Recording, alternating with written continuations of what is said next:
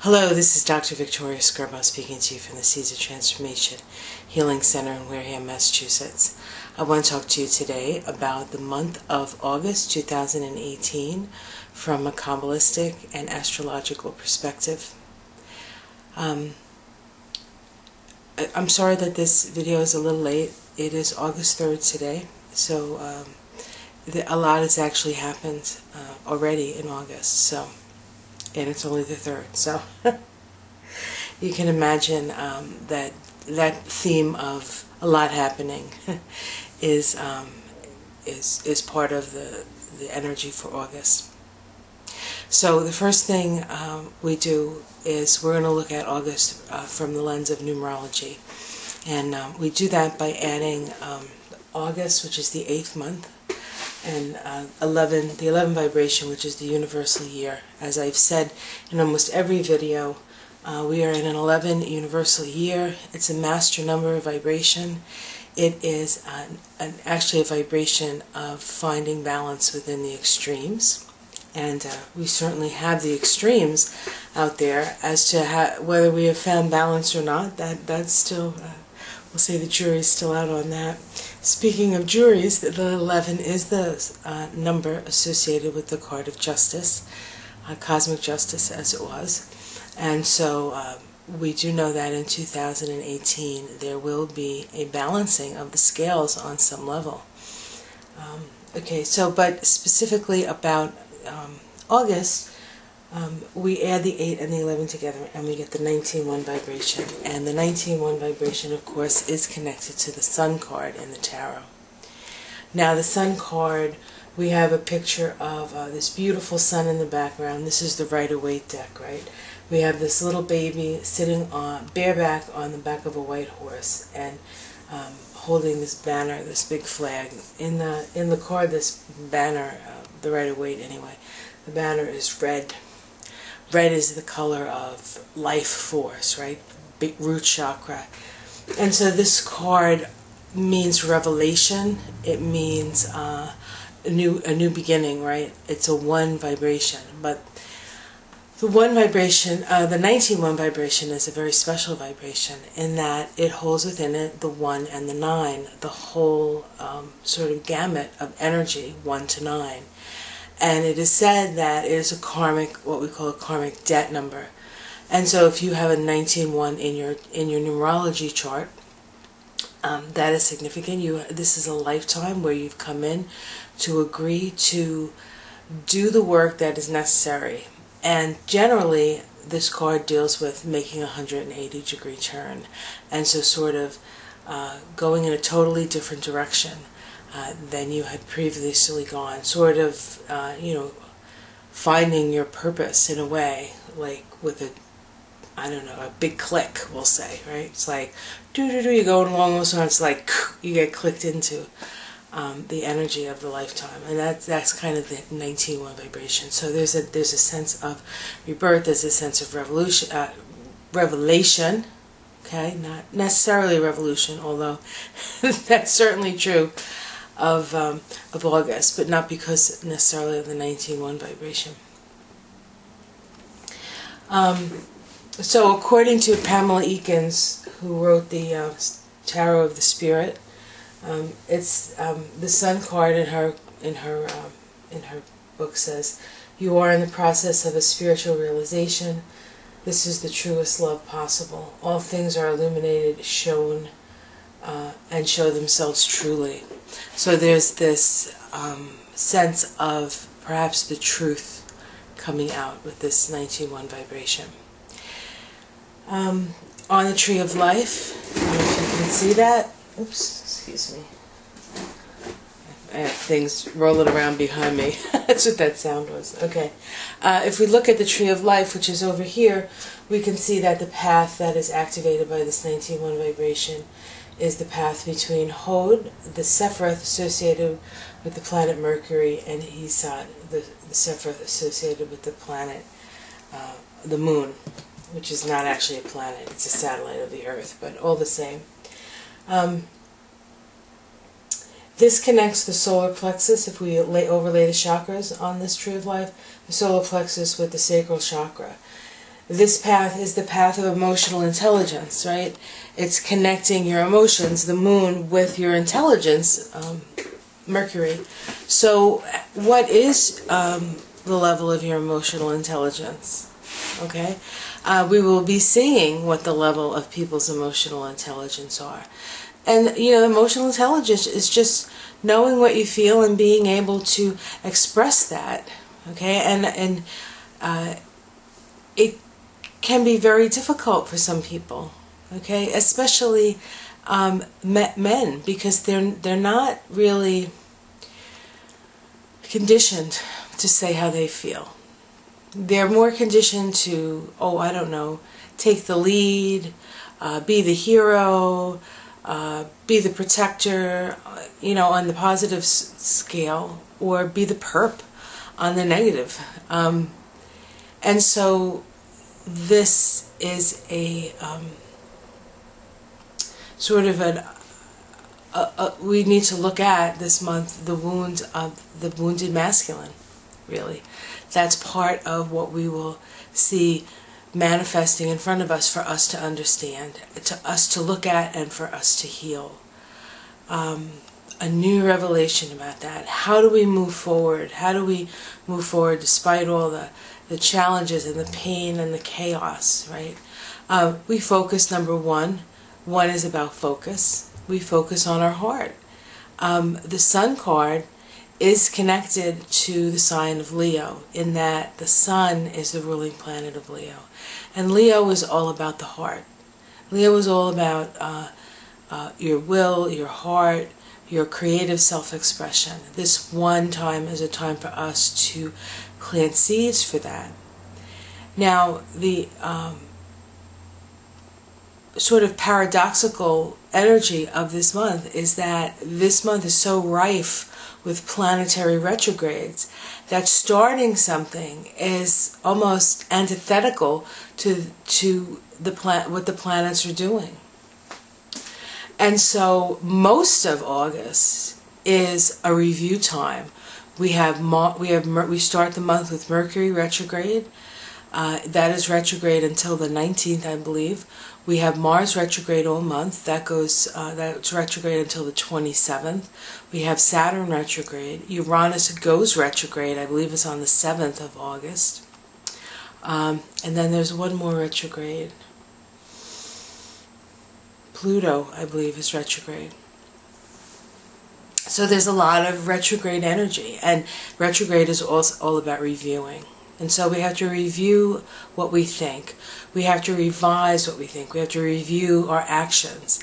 Now, with Mars retrograde this month, Mars is retrograde partly in the sign of Aquarius, where it's been retrograde. Up to this point, it's whole retrograde.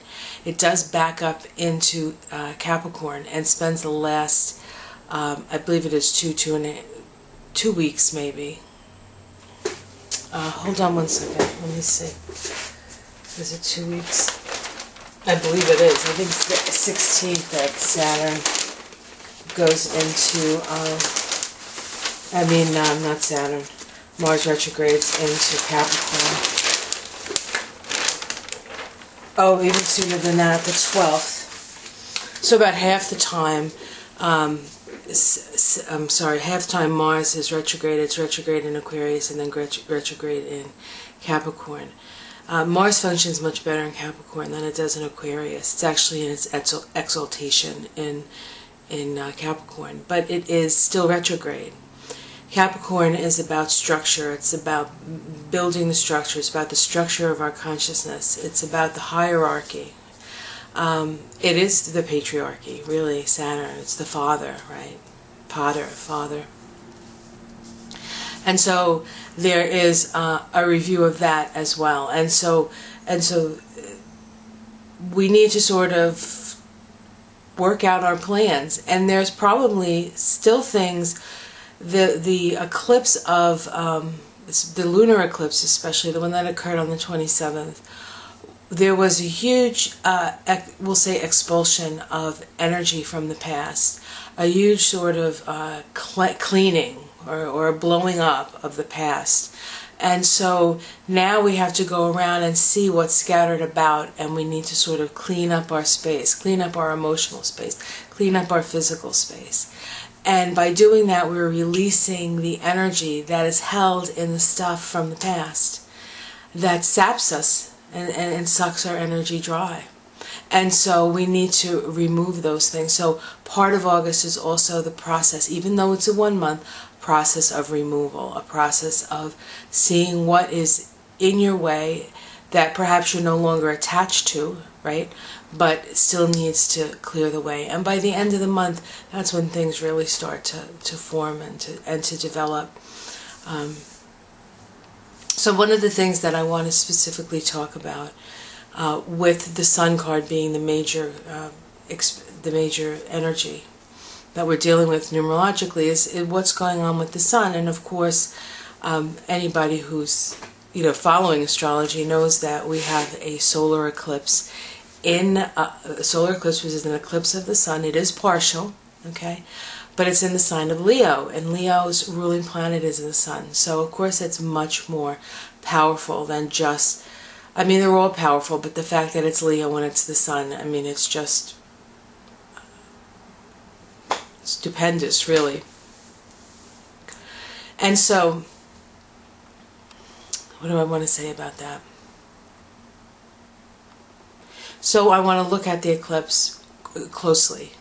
All right, I'll pull it up, and we'll go over the eclipse so we can see how, because the eclipse is one of those points in the month that we have a real shift. The beginning of the month is very much like the end of July.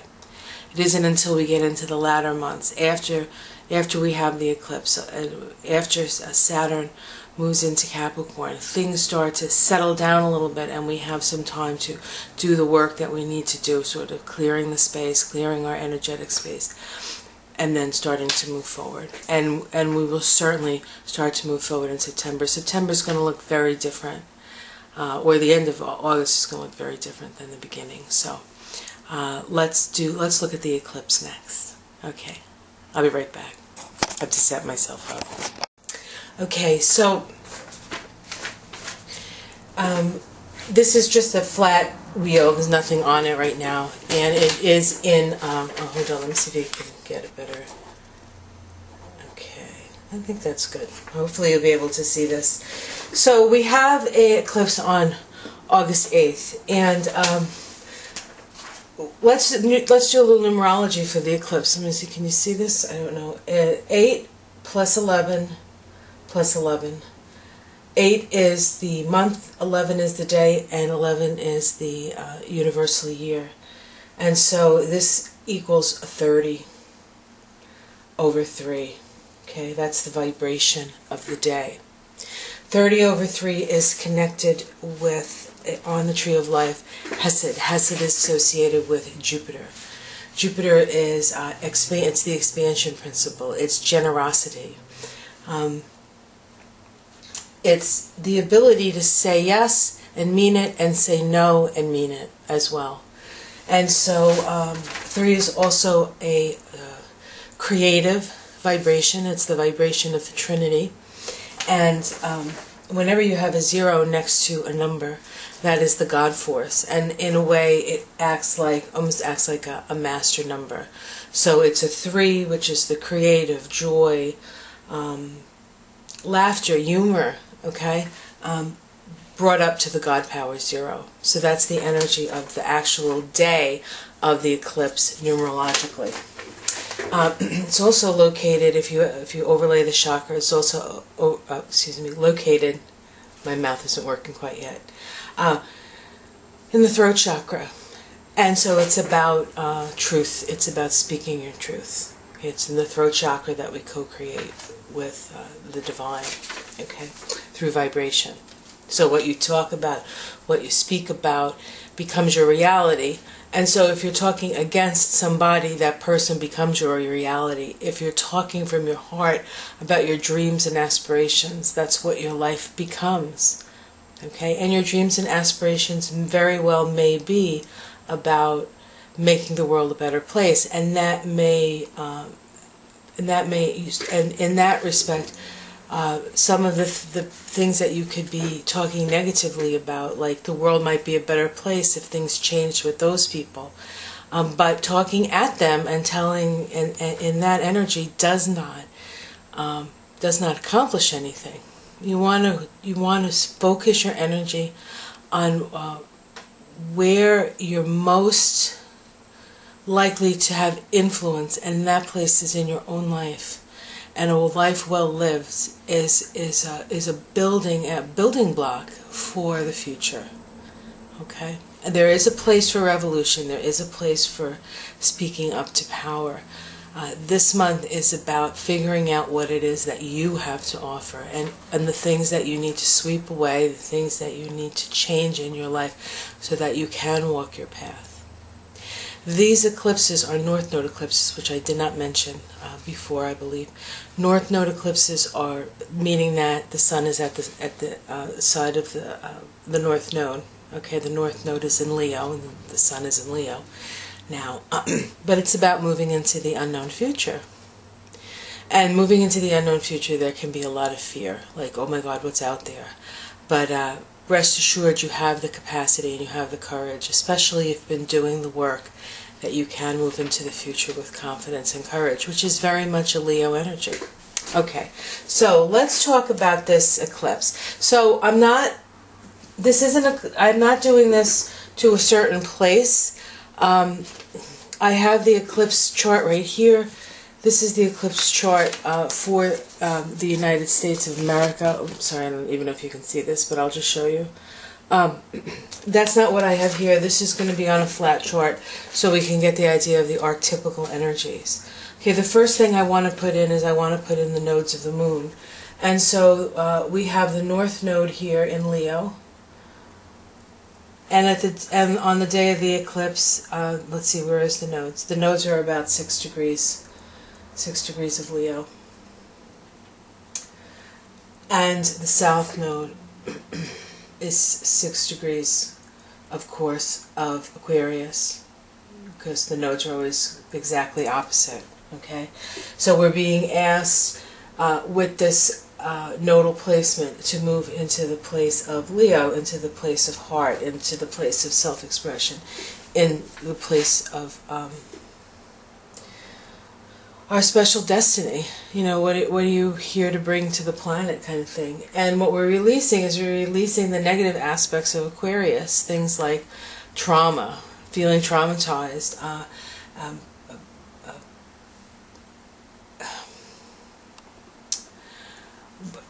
aggression, okay, violence against all manner of tribal peoples. Okay, remember that Mars is retrograde in Aquarius, bringing all that emotional energy around that stuff up, and people are raw, and they think they're raw because their government, whatever, their president, whatever. But what they're really raw about is they're raw about all these past life feelings that trigger our present life feelings.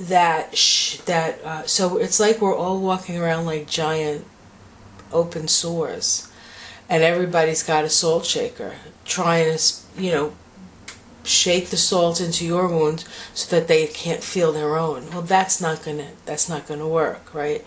What's gonna work is love, is tending to the wounds, our own wounds first, and then the wounds of others when we're strong enough. And that's true for everybody, whether you're a highly spiritual person, or whether you're just a regular Joe just trying to get through their marriage or get along with the boss or whatever that is. Wherever. Of course, you're probably not watching this, although I'm sure there are a lot of regular. I guess there could be a lot of regular Joes watching this. Okay, no offense to Joes out there. I have a lot of Joes I really, really like. All right, so so because of the nodal placement, we also have the eclipse here. Now the eclipse is occurring at around 19 degrees of Leo, and we have the sun and the moon. Okay, they're in a conjunction. Eclipses are always, solar eclipses have to happen at new moons, and it's a new moon in Leo. It's a new moon at 19 degrees of Leo, and and so the direction of this eclipse is in the direction of Leo, the self-expressive stuff. Okay, but what else is going on in this? Well, the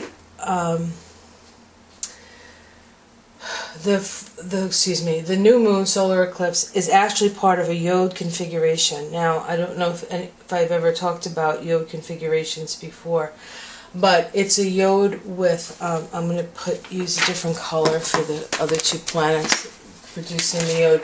We have Pluto. Is it Pluto? Hold on, before I make for sure here. I believe it's Pluto. What degree is Pluto at? Like almost exactly, I think, right? Oh, 1920, yeah, okay. So Pluto is at 20 degrees of Capricorn, making an inconjunct to the Sun, Moon. And then we have Neptune is at 16 degrees in Pisces, over here. And that's also making an inconjunct to the Sun, Moon. And then these two make a sextile. Sextiles are opportunistic. There's a lot of energy. There's a lot of interaction. This particular sextile has a Gemini vibration. So it's about sort of information coming in from spirit, from the transpersonal planets, from the soul, from source energy, that are coming down into this creative place, right? Coming down into Leo. And if you happen to have a planet at this around 19 degrees, within say like 3 or 4 degrees, this planet is being activated at this time, or an angle in your chart is being activated at this time, if this happens to be a degree of an angle for you. So what's happening is that Spirit is really requiring us to make the adjustments necessary in our lives so that we can co-create. Now we can co-create with Spirit. That's what this eclipse is about. Okay? And we have a lot of activity in this eclipse. I'm not going to put everything in, because if you put everything in, it gets very confusing. But I'll just tell you what else is going on. First of all, not only is this the sun and the moon in the finger of God, the yod, right? We also have the asteroid Pallas Athene. Pallas Athene is associated with the goddess Athena, right? The goddess of wisdom. She would have the owl on her shoulder. The owl that could see 360 degrees, right? Could turn their head 360 degrees. Could use their eyes, could see at night. It's about vision, right? And so Pallas is there, and it's actually conjunct the sun and the moon. And so Pallas in Leo is social justice, right? Social justice with a heart, Leo. Okay? And so, again, this is where Spirit and soul is pointing. This is the direction of our evolution. It's a North Node eclipse. The North Node is about moving into the future. And that's the future. That's the direction. So it's going to take courage. It's going to take creativity. It's going to take a capacity to humble yourself, which with Leo is like, is that even possible? But it is, because a true leader serves. A good leader serves. So where are you being a leader in your life? Are you serving the collective, or do you want the collective to serve you because you're the leader?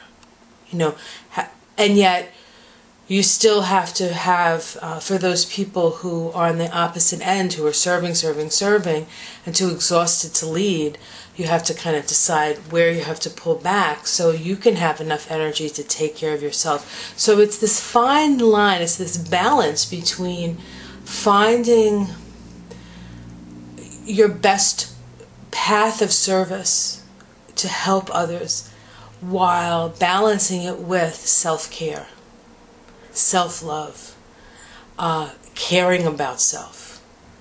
And so whatever side of the equation you're on, if you tend toward the more narcissistic side, or if you tend to go on the more martyrdom side, it's neither one of those. It's right in the middle. And that's what we're being required to. We're being asked to walk a straight and narrow path. Okay?